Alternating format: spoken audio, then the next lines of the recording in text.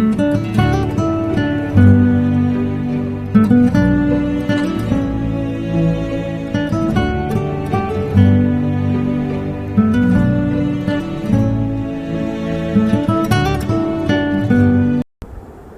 dear students, welcome to 12th lecture of Financial Statement of Companies.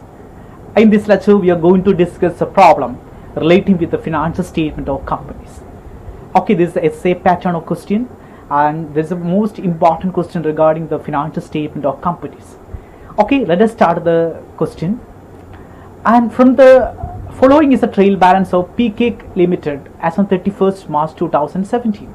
And this is the information. This is opening stock 1,50,000, purchases 3,80,000, wages 60,000, carriage 2,000, furniture 25,000, salaries 12,000, rent 15,000, trade expenses 11,000, sundry debtors 54,000, plant and machinery 12 lakh, cash at bank 21,500, patent 9,000, bills receivable 14,000, bad debt 6,500, discount allowed is 8,000, and equity share capital is 5 lakh, purchase return 10,000, sales 11,50,000, discount received 6,300, surplus account 1,70,000, sundry creditors 33,700, general reserve 82,000, bills payable 13,000, and provision for doubtful debts 3,000. Okay, ഇത്രയും informations ആണ് trail balance തന്നിരിക്കുന്നത്. Opening stock, അങ്ങനെ ഒരുപാട് items നമുക്ക് തന്നിട്ടുണ്ട്. Debtors, then every items നമുക്ക് ആവശ്യമായിട്ടുള്ള ഓരോ ഐറ്റംസും, ബാഡ് ഡെപ്റ്റ്, പേറ്റന്റ്, ഇങ്ങനെ ഓരോ ഐറ്റം കൂടെ സ്പെസിഫൈ ചെയ്ത് പറഞ്ഞേക്കാണ്. ഓക്കെ, ദെൻ നമ്മളോട് ദെൻ അതിൻ്റെ കൂടെ അഡ്ജസ്റ്റ്മെന്റ്സും പറഞ്ഞിട്ടുണ്ട്. Stock 31st March closing stock 2 lakh ആണ്. Depreciation plant and machinery 12%, furniture 10%, patent 20%. Further bad debt, that's a provision for bad debt. Further bad debt 4,000. Provide 5% on debtors, that's a provision under. Further bad debt under, then new provision under. Bad debt provision under. Further bad debt, further bad debt 4,000, new provision 5% ആണ്. Okay, that is the logic. It's a very important element. അപ്പോൾ അത് നമ്മൾ കണ്ടുപിടിക്കാൻ ബാധ്യസ്ഥരാണ്. Then provide for income tax 35,000 ആണ്. Income tax 35,000 ആണ്. Okay. Then income tax ഉണ്ട്. അപ്പോൾ ഇൻകം ടാക്സ് വന്നിട്ട് പ്രൊവൈഡ് എന്ന് പറഞ്ഞ പ്രൊവിഷനാണ്. പ്രൊവിഷൻ ഫോർ ടാക്സേഷൻ ഉണ്ട് 35%. Then provide four corporate dividend tax ഉണ്ട്. കോർപ്പറേറ്റ് നേരത്തെ ക്വസ്റ്റ്യന്മാരെ കോർപ്പറേറ്റ് ഡിവിഡൻഡ് ടാക്സ് ഉണ്ട്. കോർപ്പറേറ്റ് ഡിവിഡൻഡ് ടാക്സ് അപ്പോൾ കമ്പനി ഡിവിഡൻഡ് കൊടുക്കുന്നുണ്ടായിരിക്കും അതിൻ്റെ അർത്ഥം. 14%. The board directors recommend dividend 25%. അപ്പോൾ ബോർഡ് റെക്കമെൻഡ് ചെയ്യുന്ന ഡിവിഡൻഡ് 25%. അപ്പോൾ ഡിവിഡൻഡ് കൊടുക്കുന്നുണ്ടെങ്കിൽ ആ ഡിവിഡൻഡിന്മേയാണ് നമ്മൾ കൊടുത്ത ഡിവിഡൻഡിന്മേയാണ് ഡിവിഡൻഡ് ടാക്സ് കാൽക്കുലേറ്റ് ചെയ്യേണ്ടത്. Okay, prepare the profit and loss account for the year ended 31st March and balance sheet on that date. അപ്പോൾ നമ്മൾ നേരത്തെ ചെയ്ത അതേ ക്വസ്റ്റിൻ്റെ ലെക്ചർ നമ്പർ 11 ഡിസ്കസ് അതേ ക്വസ്റ്റിന് സിമിലാരിറ്റി ഉണ്ട്. കുറച്ച് ഐറ്റംസ് മാത്രമേ മാറ്റുള്ളൂ. നമുക്ക് ഇവിടെ കോർപ്പറേറ്റ് ഡിവിഡൻഡ് ടാക്സും ഉണ്ട്, ദെൻ ഇൻകം ടാക്സ് ഉണ്ട്, ദെൻ പേയ്മെന്റ് ഓഫ് ഡിവിഡൻഡ് വരുന്നുണ്ട്. നമ്മൾ ചെയ്യേണ്ട ഓരോ ഐറ്റംസ് ആദ്യം ഐഡന്റിഫൈ ആണ് ചെയ്യുക. നമ്മൾ നേരത്തെ ചെയ്തമാർ ഓരോ ഐറ്റംസ് ഐഡന്റിഫൈ. അപ്പോൾ ഓപ്പണിംഗ് സ്റ്റോക്ക് നമുക്കറിയാം ചേഞ്ച് ഇൻ ഇൻവെന്ററിയുടെ ഭാഗമാണ്. ദെൻ പർച്ചേസ് നമുക്കറിയാം പർച്ചേസിങ് സ്റ്റോക്ക് ഇൻ ട്രേഡിലാണ് നമ്മൾ കാണിക്കുക. ദെൻ വേജസ് ഉണ്ട്. വേജസ് നമുക്ക് എപ്പോഴും എംപ്ലോയ് ബെനിഫിറ്റ് ആണ്. കാരേജ് ഇസ് അതർ എക്സ്പെൻസ് ആണ്, 2,000 ആണ്. ഫർണിച്ചർ നമുക്കറിയാം ടാഞ്ചിബിൾ അസറ്റ് ആണ്. ദെൻ സാലറീസ് നമുക്കറിയാം എപ്പോഴും as a part of the employee benefit ആണ്. Rent is other expense. Trade expense നമുക്കറിയാം അതർ എക്സ്പെൻസ് ആണ്. സൺട്രി ഡെപ്റ്റേഴ്സ് നമുക്ക് ട്രേഡ് റിസീബിൾസിലാണ് കാണിക്കുക. Plant and machinery tangible asset ആണ്. Cash at bank cash and cash equivalent ആണ്. നമുക്കത് ചെയ്ത ഐറ്റംസ് തന്നെ നോക്കിയും.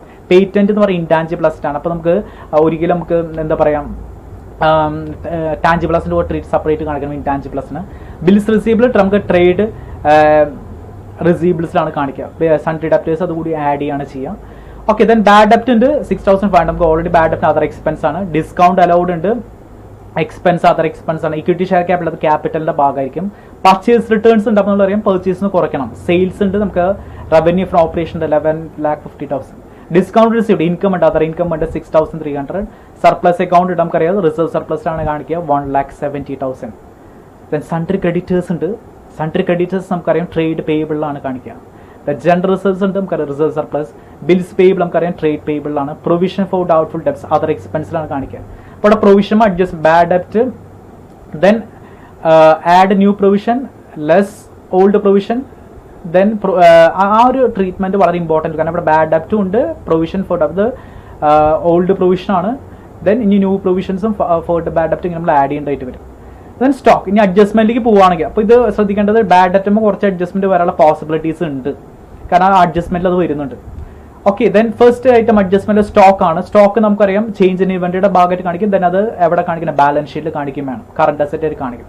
ഡിപ്രീസിയേഷൻ ഉണ്ട്, ഡിപ്രീസിയേഷനും അത് ഡിപ്രീസിയേഷന്റെ ഹെഡിൽ കാണിക്കണം, അതായത് അസറ്റിൽ നിന്ന് കുറച്ച് എഴുതാൻ നമ്മൾ ശ്രമിക്കണം.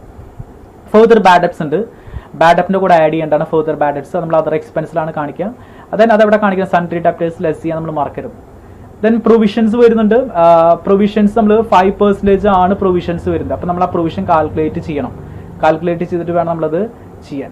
ഓക്കെ, അപ്പോൾ ആ ഒരു ഐറ്റത്തിന് ഇമ്പോർട്ടൻസ് ഇവിടെ വരുന്നുണ്ട്. 5% ഓൺ സൺട്രി ഡെപ്റ്റേഴ്സും നമ്മൾ പ്രൊവിഷനും വരുന്നുണ്ട്, അപ്പോൾ ബാഡ് ഡെപ്റ്റും വരുന്നുണ്ട്, പ്രൊവിഷൻസും വരുന്നുണ്ട്. അപ്പോൾ ആ ഒരു ഐറ്റത്തിനെ ശ്രദ്ധിക്കുക, ബാഡ് ഡെപ്റ്റിന്റെ കൂടെ ഫെർദർ ബാഡ് ഡെപ്റ്റ്സ് ഉണ്ട്, ദെൻ പ്രൊവിഷൻസും വന്നിട്ടുണ്ട്, ന്യൂ പ്രൊവിഷൻസ് നമുക്ക് വന്നിട്ടുണ്ട്. അപ്പോൾ ആ ട്രീറ്റ്മെന്റ് ചെയ്യുമ്പോൾ ശ്രദ്ധിക്കണം, അഡ്ജസ്റ്റ് ചെയ്യണം.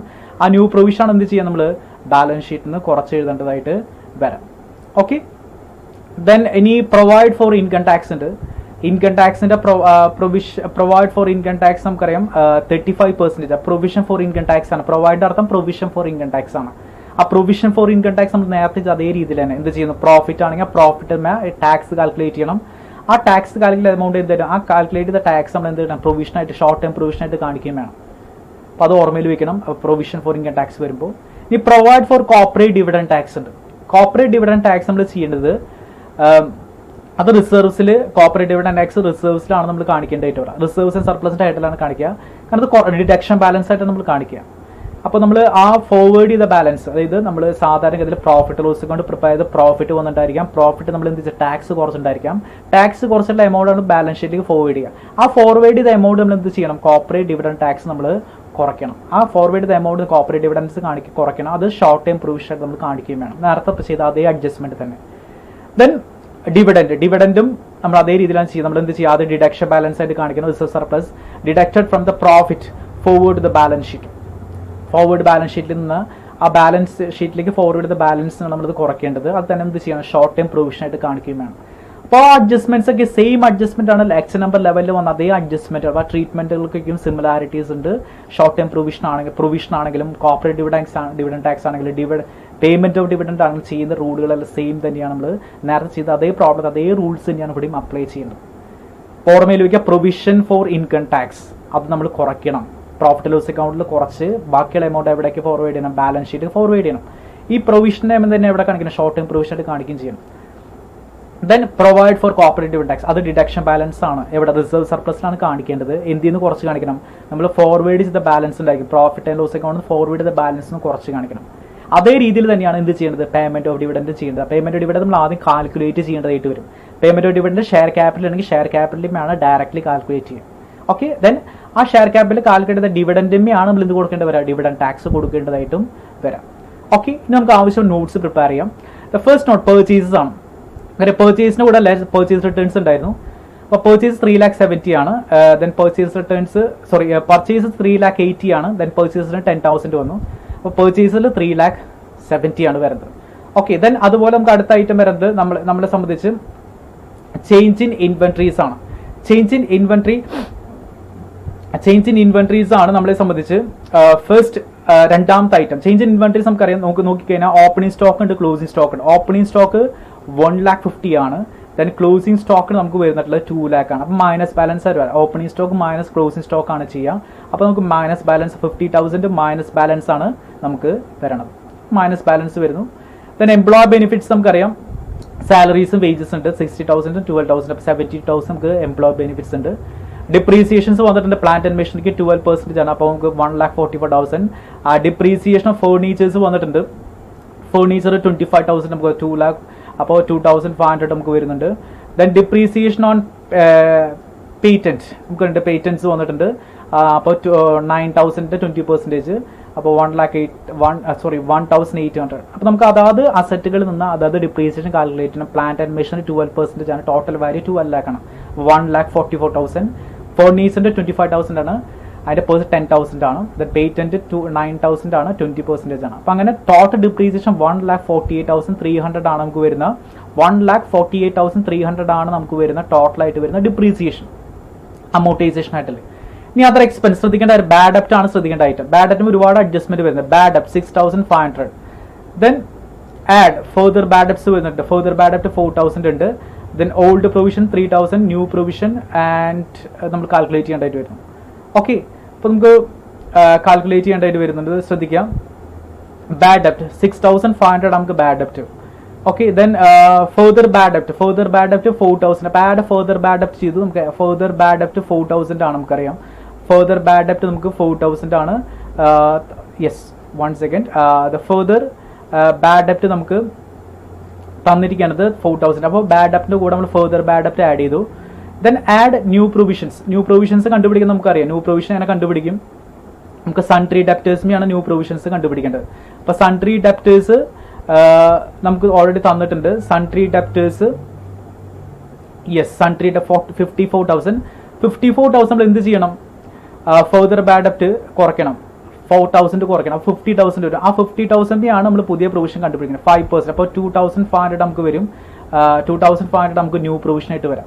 അതിന് ന്യൂ പ്രൊവിഷൻ കണ്ടുപിടിക്കുക. സൺട്രി ഡെപ്റ്റേഴ്സ് നമ്മൾ ഫർദർ ബാഡ് ഡെപ്റ്റ് കുറയ്ക്കണം. സൺട്രി ഡെപ്റ്റേഴ്സ് പറഞ്ഞത് 50,000 ആണ്. നമ്മുടെ 50,000 നമ്മുടെ സൺട്രി ഡെപ്റ്റേഴ്സ് വരുന്നത്. നോക്കിക്കഴിഞ്ഞാൽ കാണാൻ സാധിക്കും നമ്മുടെ സൺട്രി ഡെപ്റ്റേഴ്സ് 54,000 ആണ്. 54,000 നമുക്ക് ന്യൂ പ്രൊവിഷൻ നമുക്ക് ഓൾറെഡി ഫർദർ ബാഡ് ഡെപ്റ്റ് ഉണ്ട് 4,000. ഈ ഫർദർ ബാഡ് ഡെപ്റ്റ് കുറയ്ക്കുക. അപ്പോൾ 50,000 വരും. ആ 50,000 5% ആണ് പ്രൊവിഷൻ. അപ്പോൾ 50,000 5% 2,500 ആണ് നമുക്ക് new provision. Then old provision less ചെയ്യണം. ഓൾഡ് പ്രൊവിഷൻ നമുക്ക് ഓൾറെഡി ക്വസ്റ്റിൽ എടുക്കുന്നുണ്ട്. ഓൾഡ് പ്രൊവിഷൻ 3,000 ആണ്. ഓൾഡ് പ്രൊവിഷൻ നമ്മുടെ 3,000 ആണ് ക്വസ്റ്റിൽ എടുക്കുന്നുണ്ട്. ഓൾറെഡി ട്രെയിൽ ബാലൻസ്ഡ് എടുക്കുന്നുണ്ട്. ഓൾഡ് പ്രൊവിഷൻ ട്രെയിൽ ബാലൻസ്ഡ് കിടക്കുന്നത് ഓൾഡ് പ്രൊവിഷൻ, അഡ്ജസ്റ്റ്മെന്റ് കിടക്കുന്നത് ന്യൂ പ്രൊവിഷൻ. അപ്പോൾ ഓൾഡ് പ്രൊവിഷൻ നമ്മൾ കുറച്ചു. ഇപ്പോൾ 3,000 കുറച്ചു. 10,000 ആണ് നമുക്ക് വരുന്ന ഫൈനലായിട്ട് അഡ്ജസ്റ്റ് ചെയ്ത് വരുന്ന എമൗണ്ട്. അപ്പോൾ ശ്രദ്ധിക്കുക, ബാഡ് ഡെപ്റ്റ് ആഡ് ഫർദർ ബാഡ് ഡെപ്റ്റ് add new provision less old provision. Further bad debts നമുക്ക് ഉണ്ട് 4,000 ആണ്. ദെൻ ന്യൂ പ്രൊവിഷൻ കണ്ടുപിടിക്കണം. ന്യൂ പ്രൊവിഷൻ്റെ 5% ആണ്. നമുക്ക് അങ്ങനെ കണ്ടുപിടിക്കാം. നമുക്ക് ടോട്ടൽ ബാഡ് ഡെപ്റ്റ് സൺട്രി ഡെപ്റ്റേഴ്സ് 54,000 ആയിരുന്നു. ആ 54,000 നമ്മൾ എന്ത് ചെയ്യുന്നു? ഫർദർ ബാഡ് ഡെപ്റ്റ് കുറയ്ക്കുന്നു. 4,000 കുറച്ച് 50,000. 50,000 5% 2,500 ആണ് ന്യൂ പ്രൊവിഷൻ വരാം. കാരണം ന്യൂ പ്രൊവിഷൻ്റെ പെർസെൻറ്റേജ് ക്വസ്റ്റിൽ പറഞ്ഞിട്ടുണ്ട്. അറ്റ് ഈസ് ദ 5% ആണെന്ന് പറഞ്ഞിട്ടുണ്ട്.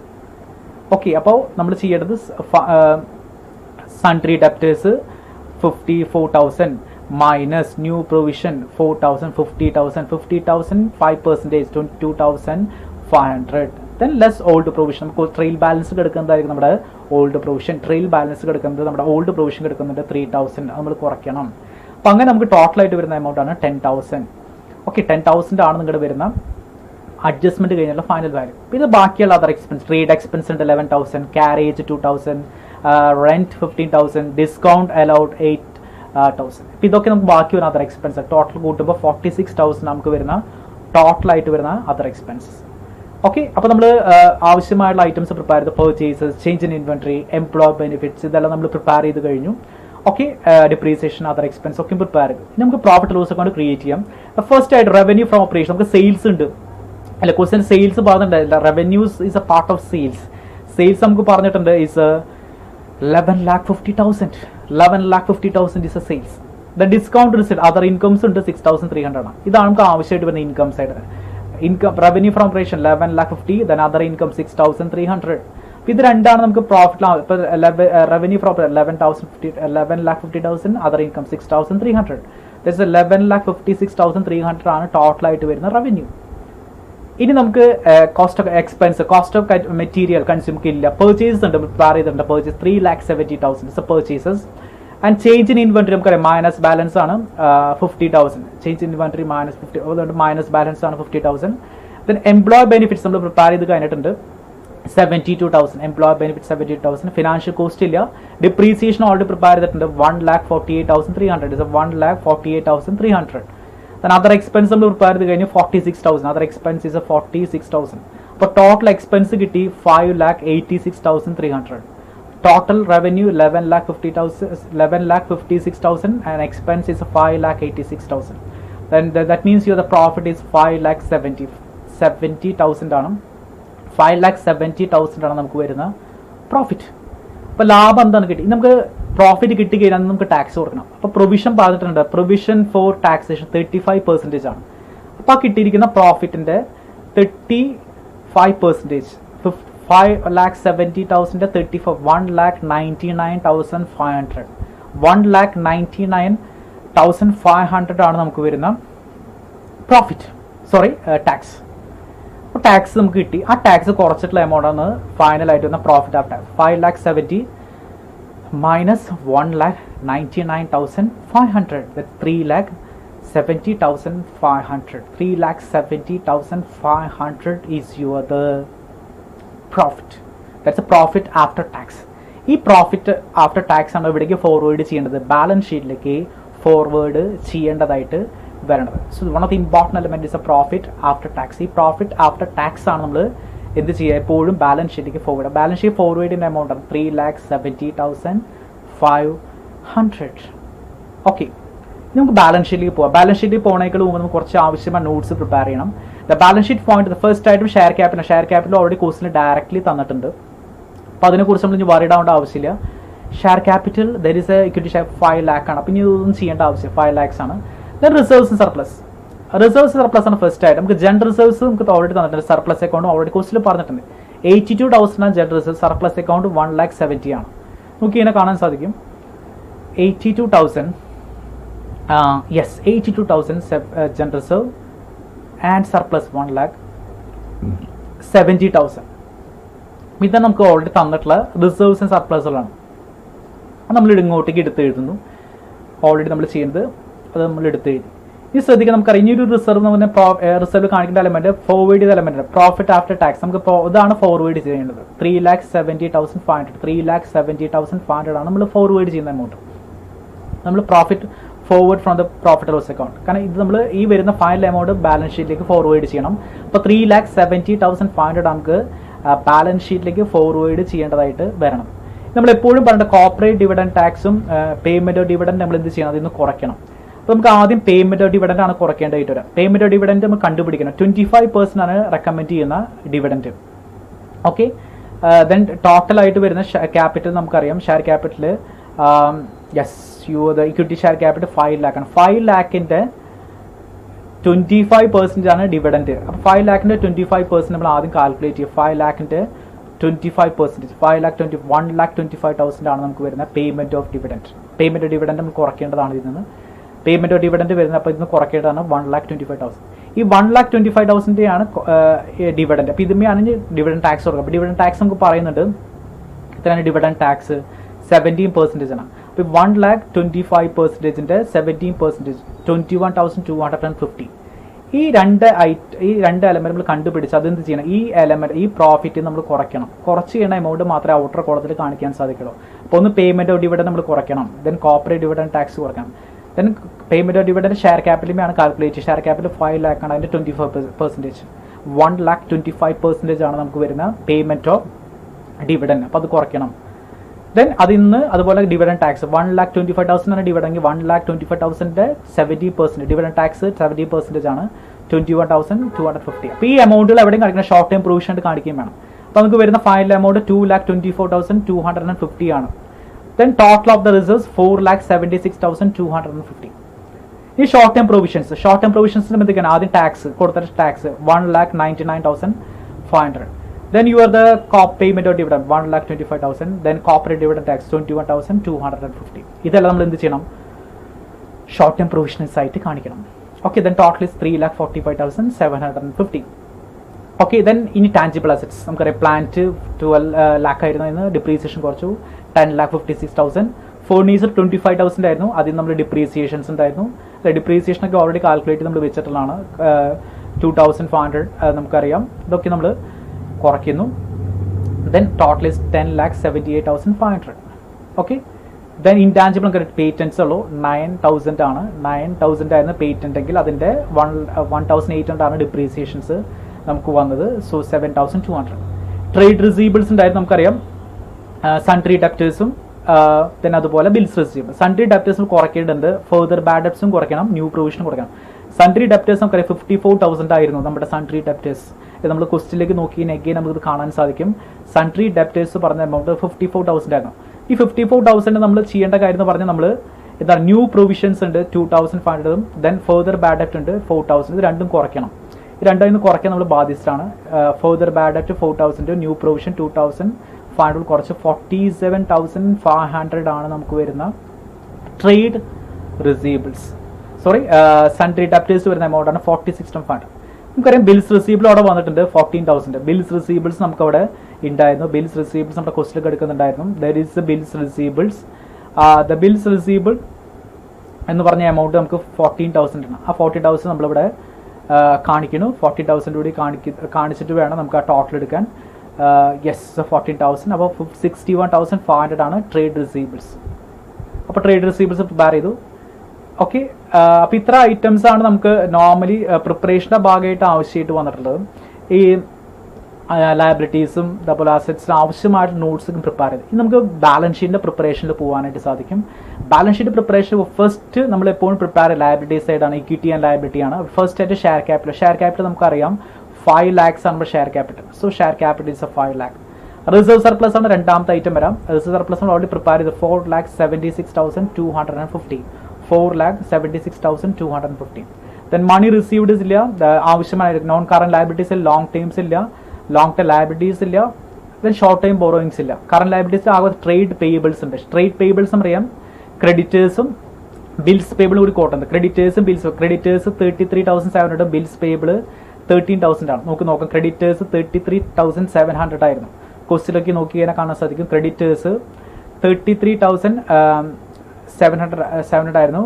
ദെൻ അതിൻ്റെ കൂടെ തന്നെ ബിൽസ് പേബിൾ 13,000 ആയിരുന്നു. ഇത് രണ്ടാണ് നമുക്ക് എന്ത് ട്രേഡ് പേബിൾ ആയിട്ട് നമുക്ക് കാണിക്കേണ്ടതായിട്ട് വരുന്നത്. ട്രേഡ് പേബിൾ ഈ രണ്ട് ഐറ്റംസ് മാത്രം നമുക്ക് എപ്പോഴും ആവശ്യമായിട്ട് വരും. അപ്പോൾ രണ്ട് ഐറ്റംസോട് കൂട്ടി 46,700. ദെൻ അതർ കറന്റ് ലയബിലിറ്റീസ് നമുക്ക് ഒന്നുമില്ല. ഷോർട്ട് ടൈം പ്രൊവിഷൻസ് വന്നിട്ടുണ്ടായിരുന്നു. ഷോർട്ട് ടൈം പ്രൊവിഷൻസ് നമുക്ക് ഉണ്ടായിരുന്നു 3,45,750. 3,45,750. ഇപ്പം ഇത്ര ഐറ്റംസ് ആണ് നമ്മളെ സംബന്ധിച്ച് എന്ത് വരുന്നത് ലയബിലിറ്റി സൈഡിൽ വരുന്നത്. ടോട്ടൽ 13,68,700. 13,68,700. 13,68,700 ആയിരുന്നു നമുക്ക് വരുന്ന എന്ത് ലയബിലിറ്റി സൈഡിന്റെ ടോട്ടൽ. ഇനി അസറ്റ് സൈഡിലേക്ക് നോക്കാം. അസറ്റ് സൈഡിൽ നമുക്കറിയാം ഫിക്സഡ് അസറ്റ്സുകളാണ് നോൺ കറന്റ് അസറ്റ്സുകളും. നമുക്ക് ആദ്യം അസറ്റ് സൈഡ് നോൺ കറന്റ്, അതിൽ ഫിക്സഡ് അസറ്റ്സ് ആണ്. ടാഞ്ചിബിൾ അസറ്റ്സ് നമ്മൾ പ്രിപ്പയർ ചെയ്തിട്ടുണ്ട് ഓൾറെഡി 10,78,500. ഇൻടാഞ്ചിബിൾ 7,200. ഇത് രണ്ടും നമുക്ക് എഴുതാം. 10,78,500, ഇൻടാഞ്ചിബിൾ 7,200. ഇത് നമുക്കിവിടെ ഐറ്റംസ് ഒന്നും വരുന്നില്ല. പിന്നെ വരുന്ന ട്രേഡ് റിസീവബിൾസ്, സോറി, അതിനുശേഷം കറണ്ട് അസറ്റ്സുകളാണ് പിന്നെ വരുന്നത്. കറണ്ട് അസറ്റ്സിൽ കറണ്ട് അസറ്റ്സ് നമുക്ക് ഇൻവെന്ററീസ് ഉണ്ട്. ഇൻവെന്ററീസ് പറഞ്ഞാൽ ക്ലോസിംഗ് സ്റ്റോക്ക് ആണ്. ക്ലോസിംഗ് സ്റ്റോക്ക് നമുക്കറിയാം നമ്മുടെ ക്ലോസിംഗ് സ്റ്റോക്സ് വന്നിട്ടുള്ളത് യെസ് ഇറ്റ്സ് എ 2 lakh ആണ്.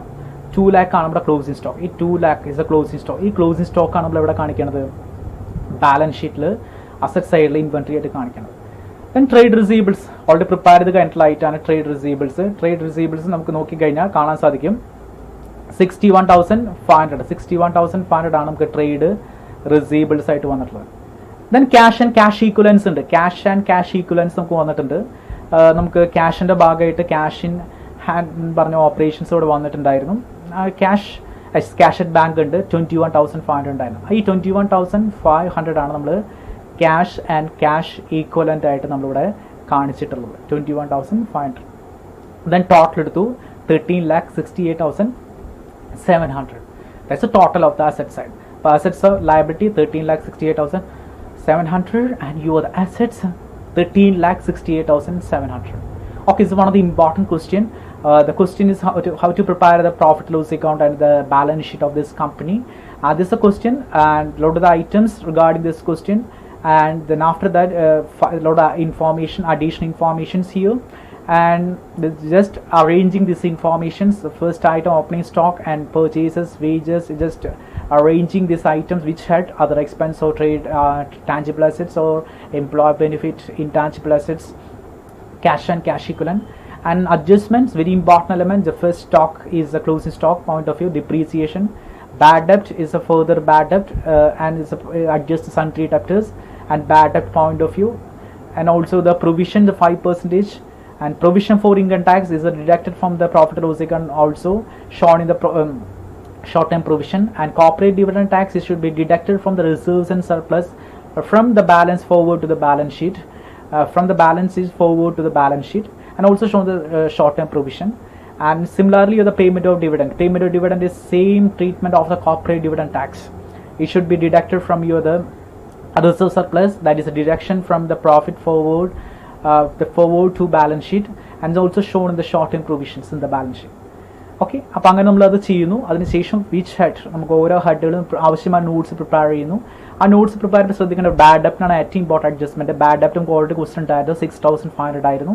ഇത് നമുക്കറിയാം ആഡ് ഫർദർ ബാഡ് ഡെപ്റ്റ്സ് ഉണ്ടായിരുന്നു 4000 ആയിരുന്നു. അപ്പോൾ ന്യൂ പ്രൊവിഷൻസ് 5% ആയിരുന്നു. അപ്പോൾ ന്യൂ പ്രൊവിഷൻ അങ്ങനെ കണ്ടുപിടിക്കും. സൺട്രി ഡെപ്റ്റേഴ്സിൻ്റെ എമൗണ്ട് 54,000 ആയിരുന്നു. സൺട്രി ഡെപ്റ്റേഴ്സിന് 4,000 കുറച്ചു, ന്യൂ പ്രൊവിഷൻ കുറച്ചു 50,000 5%, 2,500 new provision. Old provision question ഉണ്ടായിരുന്നു 3,000. അപ്പോൾ അങ്ങനെ അതർ എക്സ്പെൻസ് ഐഡന്റിഫൈ ചെയ്ത് നമ്മൾ ബാലൻസ് ഷീറ്റിൽ പ്രോഫിറ്റ് എന്ന് മനസ്സിലാക്കി 5,70,000 ആണ്. അപ്പോൾ അതിൽ നമ്മൾ എന്ത് ചെയ്യുന്നു, ടാക്സ് കുറയ്ക്കുന്നു. ടാക്സ് 35% ആയിരുന്നു. 1,99,500 ആയിരുന്നു നമുക്ക് ടാക്സ്. അത് കഴിഞ്ഞുള്ള ബാക്കി എമൗണ്ട് ആണ് ഇവിടെ ചെയ്യുന്നത്, പ്രോഫിറ്റ് ആഫ്റ്റർ ടാക്സ്. ഇതാണ് ബാലൻസ് ഷീറ്റിലേക്ക് ഫോർവേഡ് ചെയ്യേണ്ടത്. ഓക്കെ, ഇത് നമ്മൾ എന്തൊക്കെ ചെയ്യണം, ഷോർട്ട് ടൈം പ്രൊവിഷൻ 1,99,500 നമുക്ക് ഷോർട്ട് ടൈം പ്രൊവിഷനിൽ കാണിക്കുകയും ചെയ്യണം. അപ്പോൾ അങ്ങനെ നമുക്ക് റിസർവ് സർപ്ലസ് വന്ന് നമുക്ക് റിസർവ്സ് എഴുതി നമുക്ക് profit forward to the profit loss account 3,70,500. അപ്പോൾ അതിൽ നമ്മൾ ആദ്യം ഡിവിഡൻറ്റ് കുറച്ചു 1,25,000. ദ ഡിവിഡൻറ്റ് ടാക്സ് കുറച്ചു 21,250. 2,24,250. അതാണ് ചെയ്യേണ്ട ഐറ്റം. പിന്നെ ഈ ഐറ്റംസ് ഒക്കെ നമുക്ക് ഷോർട്ട് ടൈം പ്രൊവിഷൻ കാണിക്കേണ്ടി വരും. Propose dividend, provision for corporate dividend tax and income tax 1,98,500. അപ്പോൾ ഇതൊക്കെയാണ് നമ്മുടെ ഓൾറെഡി എന്തായിട്ട് കാണിക്കേണ്ടി വരാം, ഷോർട്ട് ടൈം പ്രൊവിഷൻസ് ആയിട്ട് കാണിക്കേണ്ടി വരും. അപ്പോൾ ഷോർട്ട് ടൈം പ്രൊവിഷൻസ് ഐഡന്റിഫൈ ചെയ്തു, tangible, intangible, trade receivables, and finally preparing the balance sheet. These assets as liability side, the total is 13,68,700, and here there is similarly the assets at 13,68,700. Okay, anyway, thank you so much, and thank you for watching me.